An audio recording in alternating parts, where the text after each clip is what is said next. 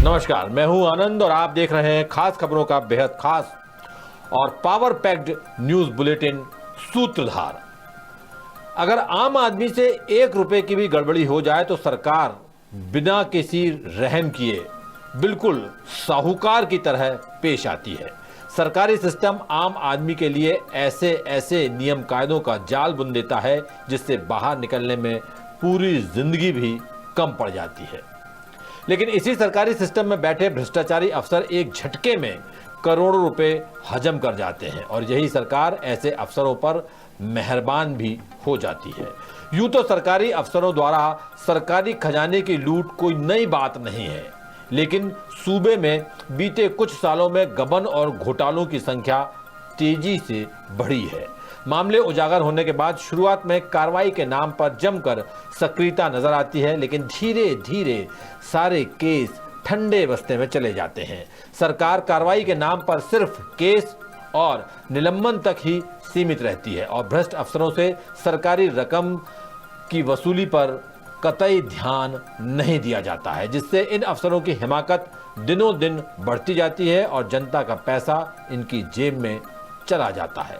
The सूत्र ने महिला एवं बाल विकास, जल संसाधन, पंचायत एवं ग्रामीण विकास और ऐसे तमाम आधा दर्जन विभागों की गहराई से पड़ताल की है, जिसमें 50 करोड़ रुपए से ज्यादा का गोलमाल उजागर हुआ है। क्या है पूरा मसला, देखिए द सूत्र के भोपाल ब्यूरो चीफ संजय शर्मा की ये खास रिपोर्ट।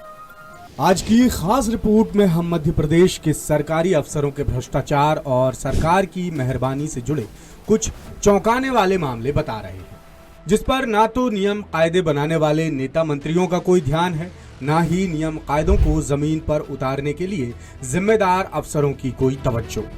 भ्रष्टाचार, गबन, घपले और घोटाले सामने आने के बाद मीडिया और जनता के सवालों से बचने के लिए दिखावे के तौर पर शुरुआत में सरकार और अफसर कुछ हद तक सक्रिय नजर आते हैं, लेकिन बाद में बाकी मामलों की तरह ये मामले भी सरकारी फाइलों में दबकर रह जाते हैं और सालों साल धूल खाते रहते हैं। सरकारी खजाने से करोड़ों रुपयों के गबन की वसूली की किसी को कोई फिक्र ही नहीं रहती। द सूत्र की पड़ताल में बीते 5 साल में प्रदेश के अलग अलग विभागों में बड़े बड़े घपले घोटालों के दर्जन भर से ज्यादा मामले सामने आए हैं।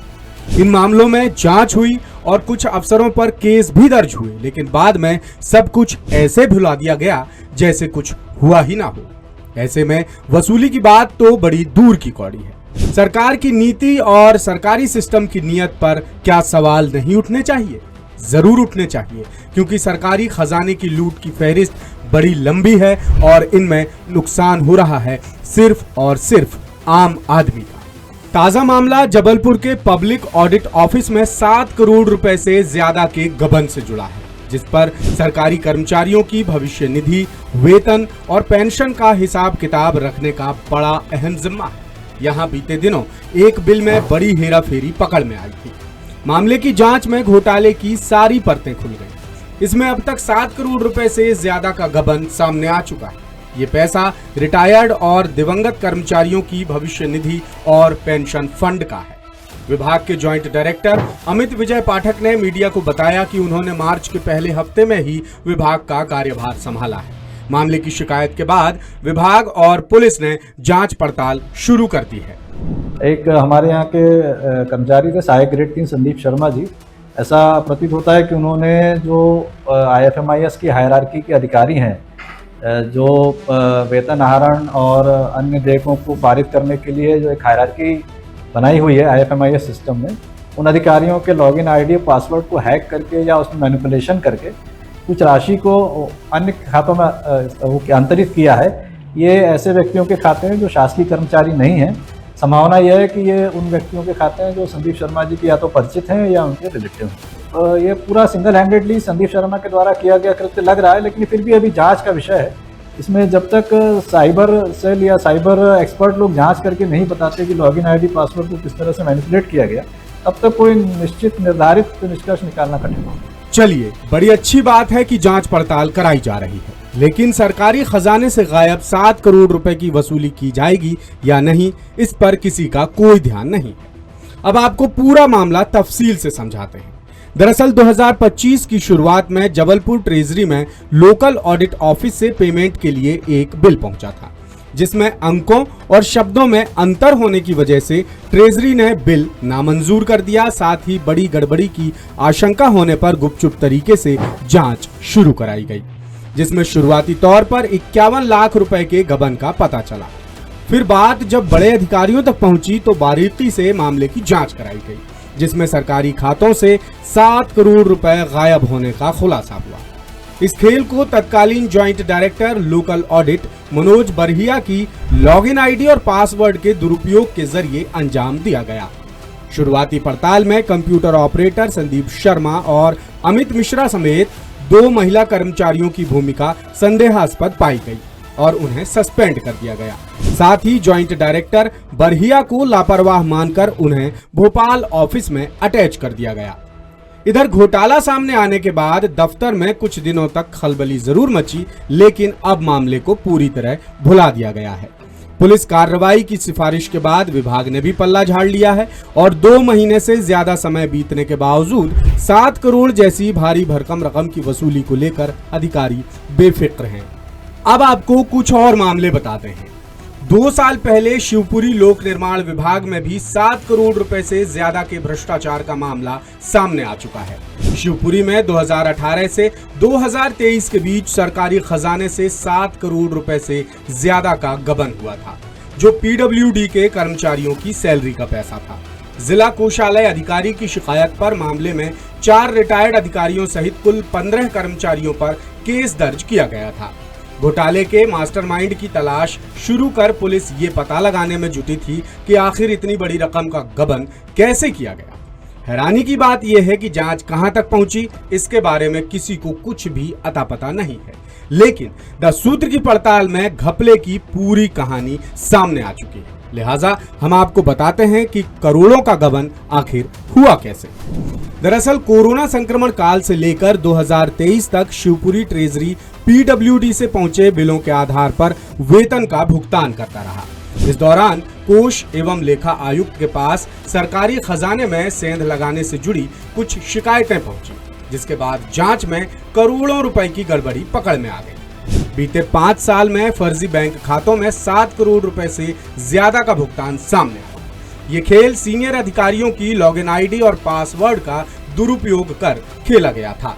7 करोड़ रुपए के गबन का पता लगने पर विभागीय जांच समेत पुलिस में भी शिकायत दर्ज कराई गई। पुलिस ने चीफ इंजीनियर धर्मेंद्र यादव, पूर्व कार्यपालन यंत्री ओम हरी शर्मा, जीबी मिश्रा, बीएस गुर्जर और हरिओम अग्रवाल समेत कुल 15 लोगों को आरोपी बनाया था। मौजूदा हाल ये है कि 2 साल बीतने के बावजूद विभाग के अधिकारी कर्मचारी 7 करोड़ रुपए के भ्रष्टाचार को भूल चुके हैं और इस रकम की वसूली की किसी को भी परवाह नहीं है। इसी तरह 2023 में ग्वालियर पीएचई विभाग के खजाने से 16 करोड़ रुपए से ज्यादा की रकम गायब हो गई थी। पीएचई विभाग के दिवंगत कर्मचारियों के नाम पर 2 साल तक वेतन का भुगतान होता रहा, जिसमें 16 करोड़ रुपए से ज्यादा का भ्रष्टाचार उजागर हुआ। मामले में कुछ सरकारी अधिकारी कर्मचारियों की भूमिका पर संदेह होने के बाद पुलिस केस दर्ज कर जांच पड़ताल कर रही है, लेकिन बीते 2 साल में बयान दर्ज करने से ज्यादा कुछ नहीं हो पाया। वहीं पुलिस ने पूछताछ के आधार पर उन बैंक खाता धारकों पर भी केस दर्ज किया है जिनके अकाउंट में पैसा जमा होता था। 2023 में शिकायत के बाद विभागीय जांच में 25 दिवंगत कर्मचारियों के नाम से अलग अलग 75 बैंक खातों में वेतन जमा करने का खुलासा हुआ था, जिसके बाद विभाग के कर्मचारी राहुल आर्य को गिरफ्तार कर पूछताछ की गई तो और भी कई चौंकाने वाली बातें सामने आई। फिलहाल मामला हाई कोर्ट में है, लेकिन 16 करोड़ रुपए में से कितनी रकम की वसूली की गई, इसका हिसाब किताब अधिकारियों के पास नहीं है। इसी तरह मंदसौर में उद्यानिकी अधिकारियों ने कृषि उपकरण खरीदी में दी जाने वाली सब्सिडी में भी भ्रष्टाचार के मौके खोज निकाले थे, जिसकी जांच उज्जैन लोकायुक्त कार्यालय कर रहा है। दरअसल 2017 से 2019 के बीच केंद्र और राज्य सरकार ने मंदसौर जिले को 3 करोड़ रुपए से ज्यादा का बजट दिया था, जो किसानों को अनुदान के रूप में दिया जाना। लेकिन सरकारी अधिकारियों ने किसानों को दी जाने वाली सब्सिडी की रकम सीधे कृषि यंत्र निर्माताओं के बैंक खातों में जमा कराकर बड़े स्तर पर भ्रष्टाचार को अंजाम दे दिया। वहीं ग्वालियर के डबरा में बीते साल विकासखंड शिक्षा अधिकारी कार्यालय में भोपाल से पहुंची ऑडिट टीम ने बड़ी आर्थिक गड़बड़ी पकड़ी थी, जिसमें स्कूल शिक्षा विभाग से मिले 47 लाख रुपए 7 बैंक खातों में मनमाने तरीके से ट्रांसफर किए गए थे। इसी फंड से तत्कालीन जिला शिक्षा अधिकारी के निजी खाते में 1 लाख रुपए और दूसरे बैंक खाते में 17 लाख रुपए भेजे गए थे। इसी तरह 2023 में उज्जैन की भैरवगढ़ केंद्रीय जेल में जेल कर्मियों के जीपीएफ अकाउंट से 15 करोड़ रुपए का गबन सामने आया था, जिसे सहायक लेखा अधिकारी रिपुदमन सिंह और प्रहरी शैलेंद्र सिंह ने अंजाम दिया था। मामले में जेल अधीक्षक की भूमिका पर भी गंभीर सवाल उठे थे। 100 जेल कर्मियों के जीपीएफ खातों से 3 साल तक रुपए निकालकर दूसरे बैंक खातों में जमा कराए गए, लेकिन सिस्टम को इसकी भनक तक नहीं लगी। अब 2 साल बीत चुके हैं, लेकिन 15 करोड़ रुपए में से कितनी रकम की वसूली हुई, इसका जवाब अधिकारियों के पास भी नहीं है। और इसी मुद्दे से जुड़ा हमारा आज का सवाल भी है कि सरकारी खजाने में सेंध लगाने वाले अधिकारी कर्मचारियों को क्या सजा मिलनी चाहिए। आपके पास 3 विकल्प हैं। पहला, सरकारी पैसों की वसूली कर बर्खास्त किया जाना चाहिए। दूसरा विकल्प है सरकारी पैसों की वसूली कर जेल भेजा जाना चाहिए। और तीसरा विकल्प है सरकारी पैसों की वसूली कर पदोन्नति वेतन वृद्धि रोक देनी चाहिए। इस सवाल का जवाब आप हमारे तमाम डिजिटल मीडिया प्लेटफॉर्म्स पर जाकर भी दे सकते हैं। लेटेस्ट, इन्वेस्टिगेटिव और इन डेप्थ खबरें देखने के लिए ज्वाइन कीजिए द सूत्र का व्हाट्सएप चैनल, सब्सक्राइब कीजिए यूट्यूब चैनल, लाइक कीजिए फेसबुक पेज और पढ़ते रहिए वेबसाइट www.daसूत्र.com।